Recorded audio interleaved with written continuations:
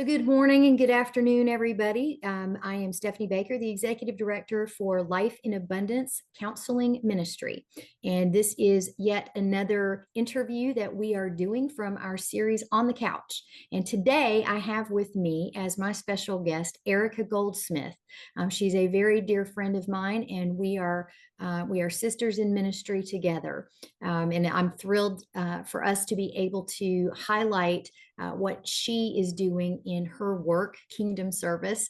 And so I will tell you a little bit about her to start with.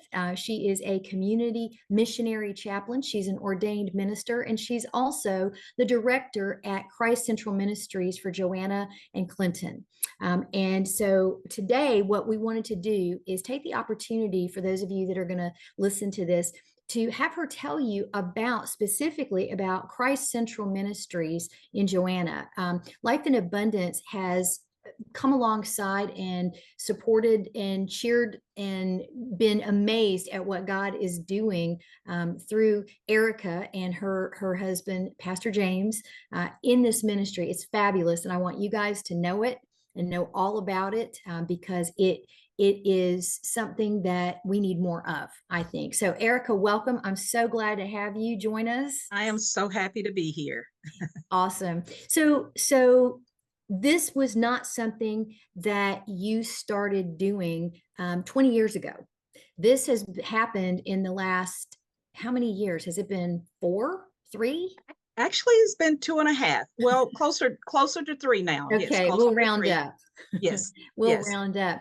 yes. Tell us, for those that are joining and don't know anything about the ministry, tell us a little bit about how you got connected to Christ Central Mission Station. Okay, I sure will. So not that we were looking for it, but that's how most things happen when you are doing a work for God.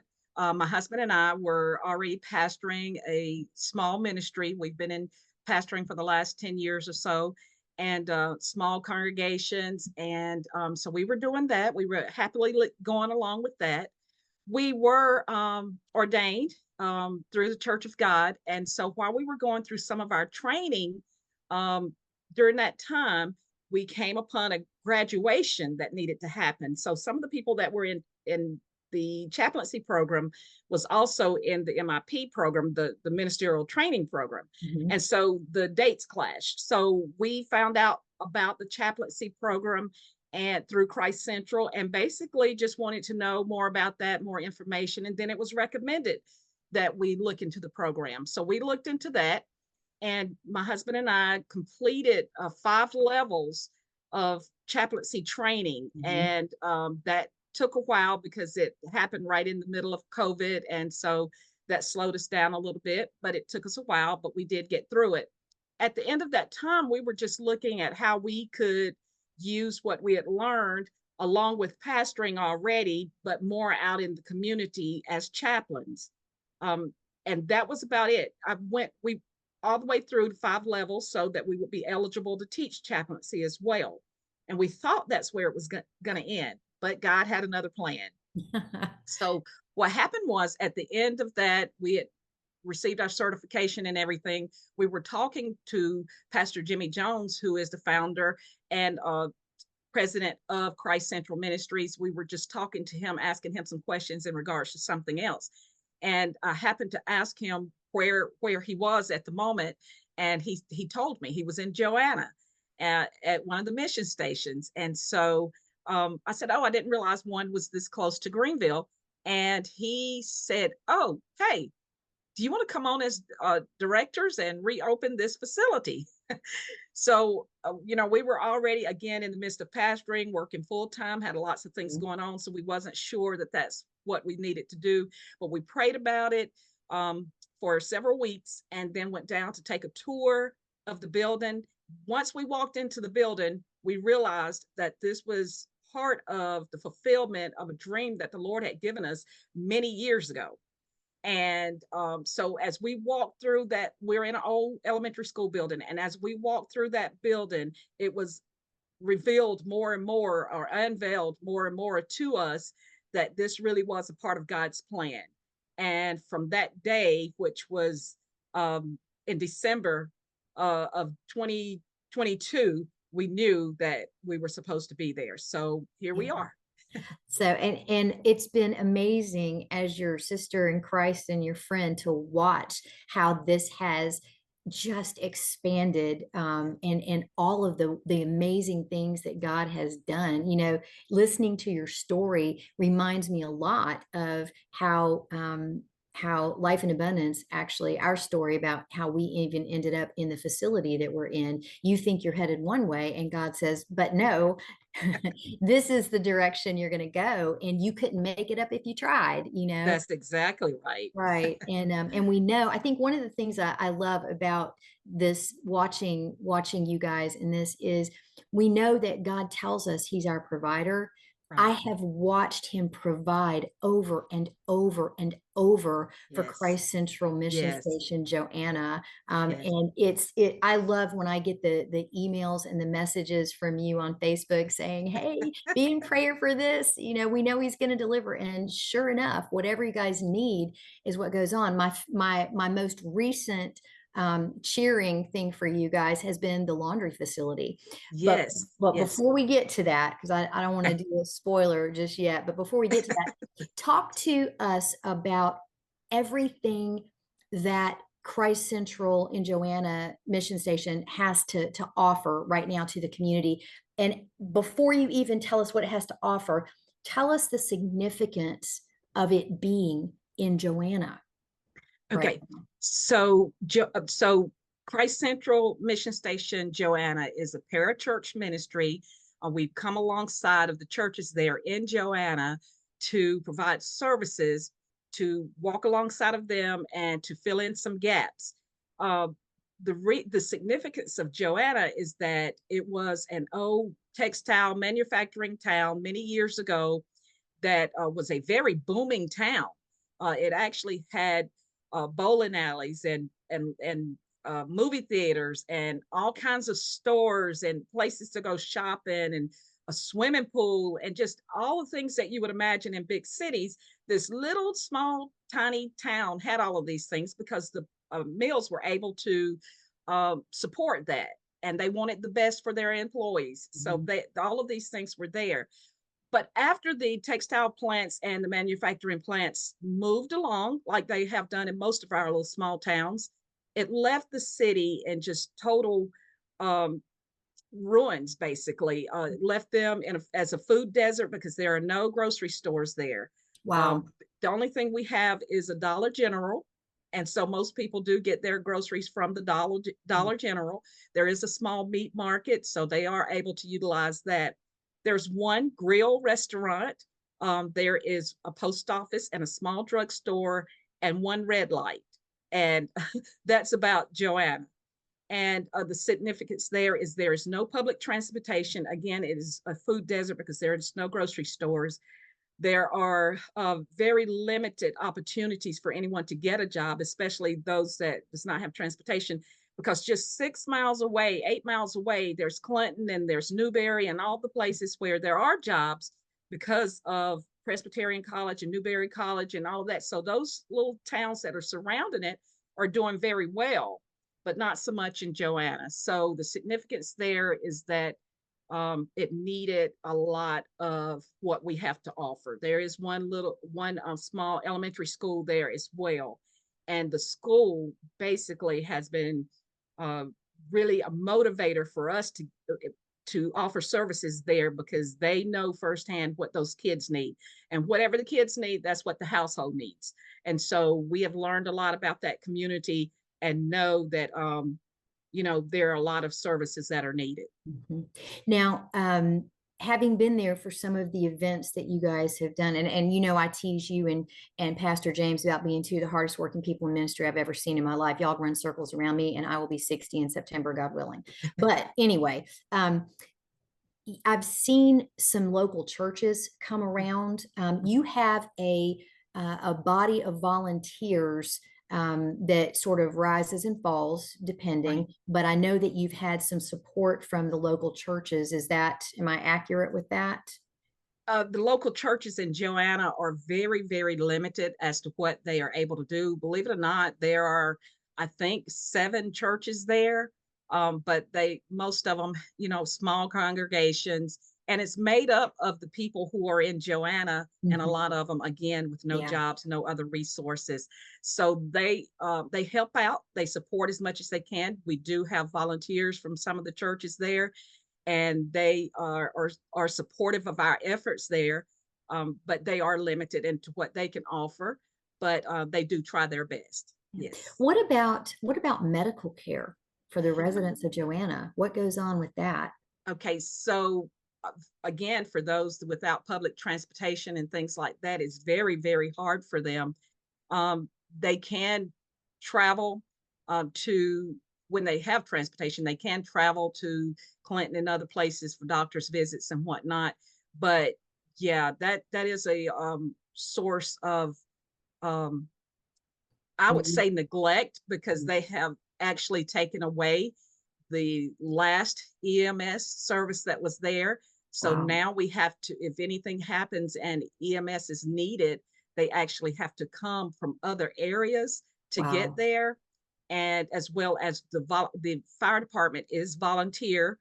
Mm. So, it's not like someone's there all the time. So if any tragedy or anything happens there in the community, you really have to depend on your neighbors that has a car, or waiting till the Or services arrive. Right. elongated response Yeah. times. Even Yeah. from the standpoint of part of, you ask about what we have to offer, but one of the Yes. things I'll go ahead and mention that we have to offer is medical supplies. Um, we are able to most of the time keep general supplies, bandages, um, the peroxide and triple antibiotics and different things like that. And you would not believe how much we are dependent upon for those type things. I mean, simple bed pads and adult diapers and all of these type things, we have to keep a steady supply.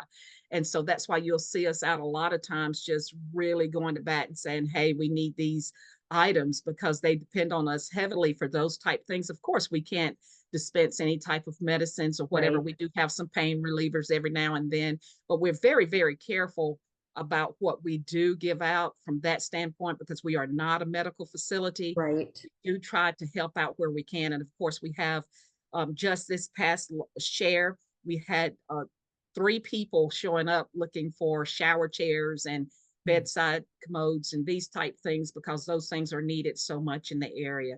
But that is an area that, I would love to see. Believe it or not, they used to have doctor's offices, dentist office, Mhm. optometrists. They had all of those things there way back in the day. And so now here we are in this time, and they have none of it. That's the sad Wow. part. Yeah, that's very sad. So, talk about some of the other needs that are there that Christ Central Mission Station is able to speak to. Okay, so we have a food pantry, and that is ongoing. That we started that from day one. We were not even officially open. We did a soft opening and provided food from day one of starting, and it Mhm. has been nonstop since then, because that is a great need in the community, to provide people with food, and it's mainly around that middle of the month, because a lot of them do get some kind of assistance or they get finances, but when they get along to the middle and toward the end of the month, they do struggle. So Mhm. that's where we come in and try to provide.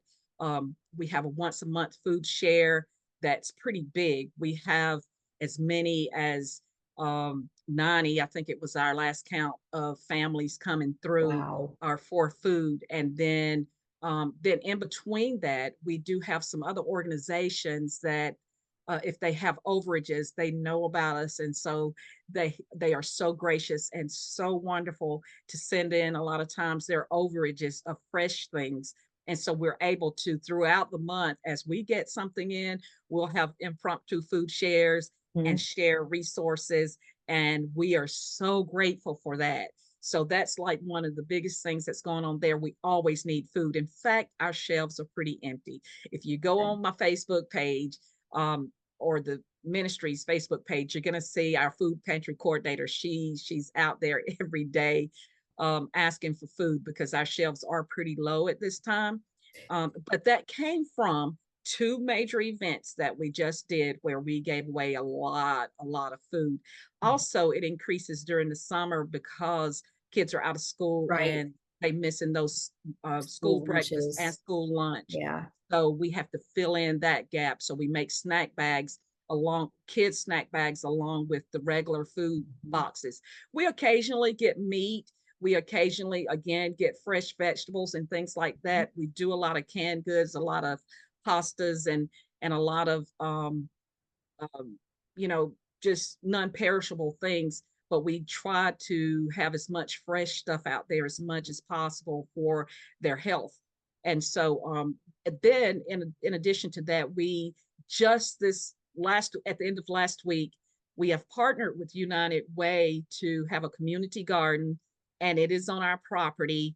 Of course, we're not getting anything. They just started planting Right. um, a couple weeks ago, but they have provided from their other 4 gardens that they have there in Lawrence County. They have bought food out to Joanna for us to Wonderful. distribute. So That's great. that's really been a help. Okay. So that's the food pantry. What about the clothes closet?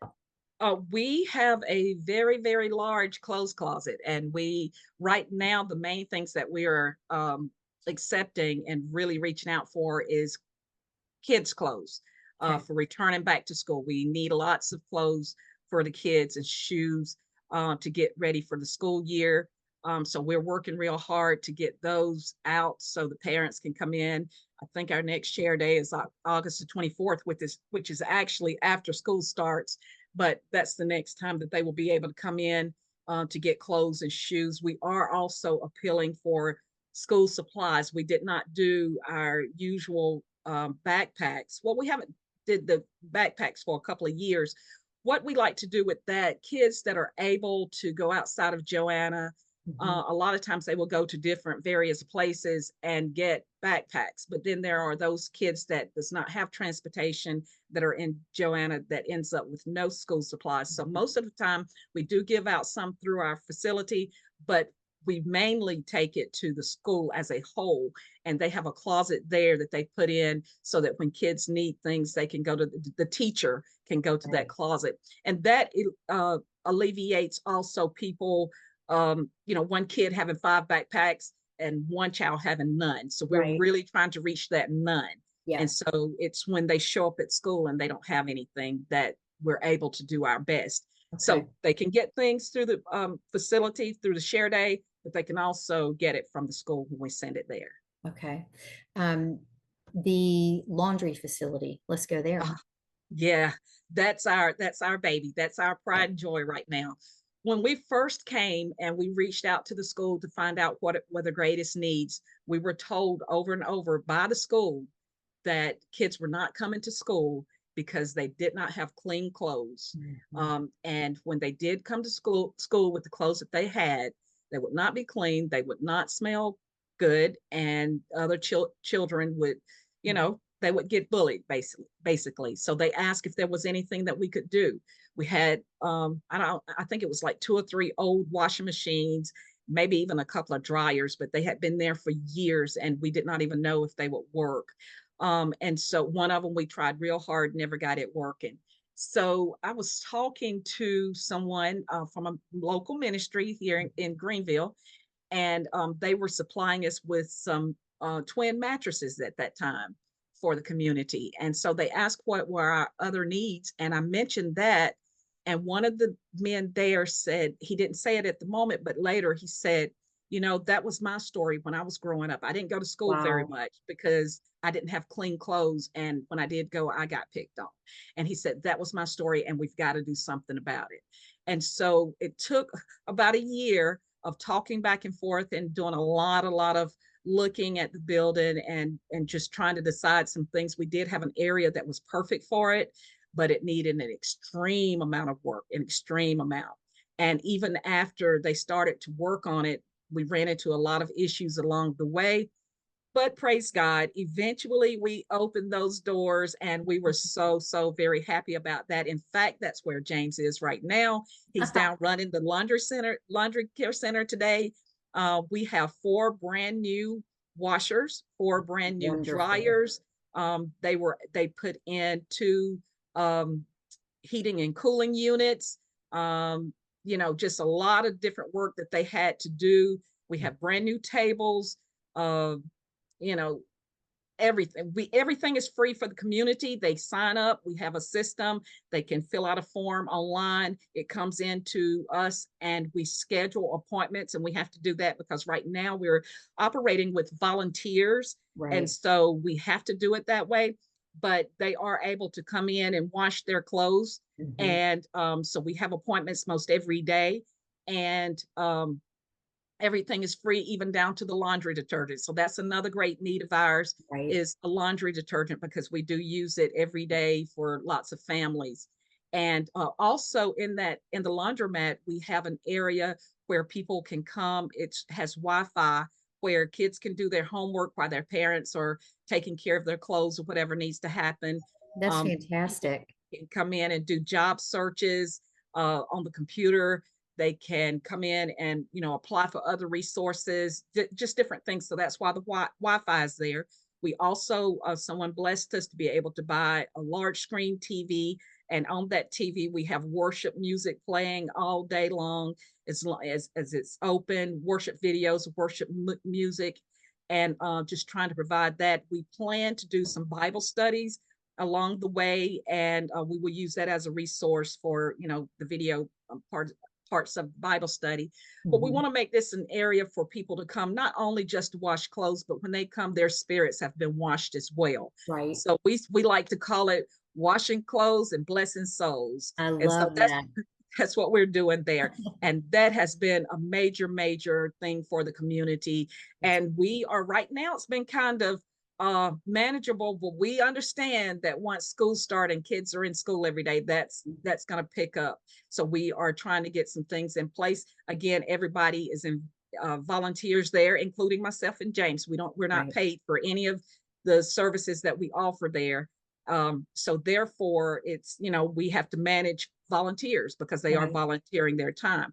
But we're keeping those doors open just as much as we can because we want families to be served when they come. We do have 3 hot meals. Going back to the food, we do have 3 hot meals a month. We have two second and fourth Thursday nights, a free community meal, as well as on share day. They are able to, after they shop our clothes closet, our food pantry, our medical supply, household goods, then they can go downstairs and receive a meal for that day. Another thing that I would like to mention is we offer all kinds of community classes. We just finished up a first aid, CPR AED class. We offer that to the community. We try to offer as many classes as we possibly can. Parenting classes. We've had marriage ministry. Yep. We've had lots of things going on to be a great resource for that community because it's needed.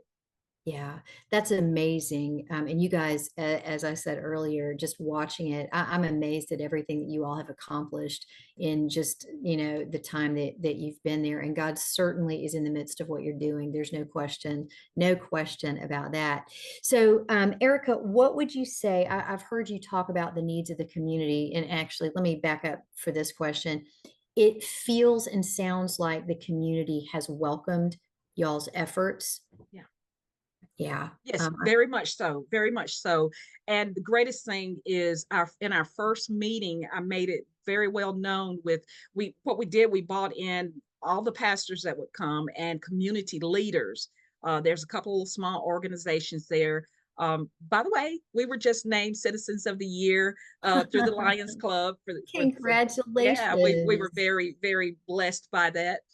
We do not take that lightly. So we were very excited about that. But You should we be. do have some groups and some clubs there. And so we came in just from the beginning saying, we're not saying that we're coming to take over or we can do a better Right. job or anything like that. We've come to work alongside of you. Yes. Because of that, I believe that the reception has been great. We do visit the churches when we're able. Right now, we're not pastoring.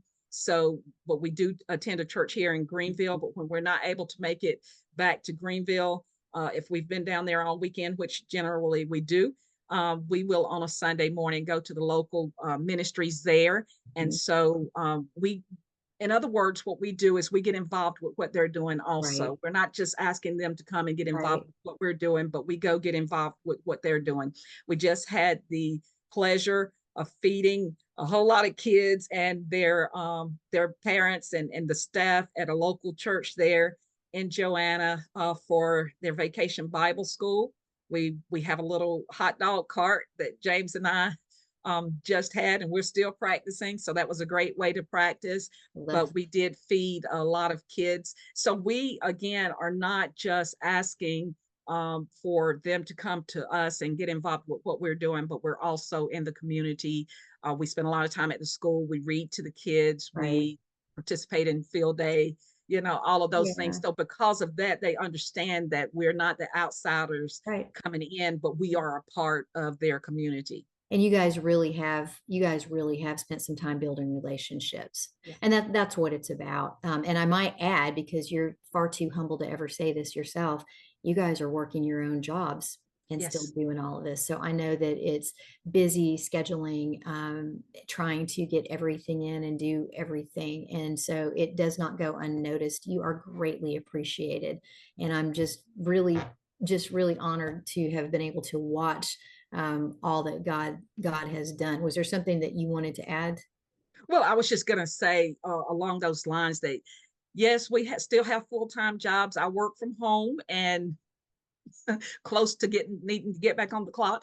But I work from home, and James works, for a local ministry here in Greenville. Mhm. And there are some tough days trying to manage all of that as well as family things because we have Right, grandchildren and we try to do all of those things. right, But we know that this is a work that God has called us to. So that's our focus. That's what keeps us moving forward, keeps us going.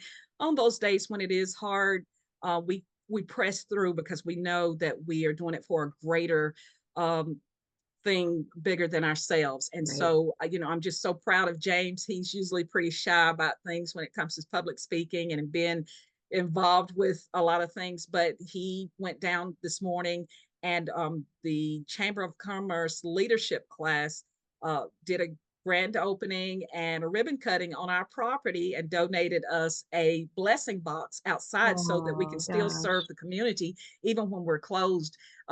People can come out to the blessing box and be able to get food and personal hygiene love items. that, love Both will that. be in there. And so James was able to go down and be a part of the grand opening and the ribbon cutting today, and I was so proud of him for that. And then he stayed and Great. worked the laundry care room, so we were happy That's great. about all that's Well, going on. I want to be respectful of our time commitment, but before we end what has been just an awesome statement about what you're doing, what is the best way for people to donate financially to Christ Central Mission Station? Okay, so we do have a Cash App. I know a lot of people, just not really a big Cash App fan, and I'm not either, but it is the easiest way for most people. So we do have a Cash App, and that's simply Joanna at ccmins.com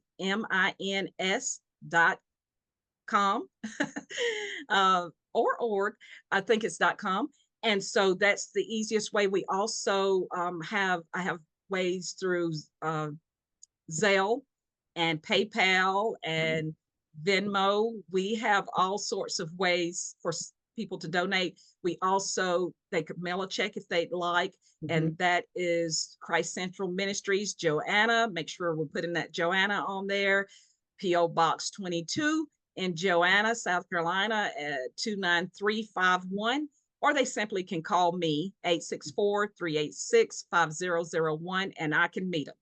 Okay, all right. So, And I know too, just to add this, if there are clothing donations or food donations, Life in Abundance is actually very happy to hold those donations for somebody in Greenville who wants to do this. And then you and I usually connect about how right, to pass those donations off right. to you.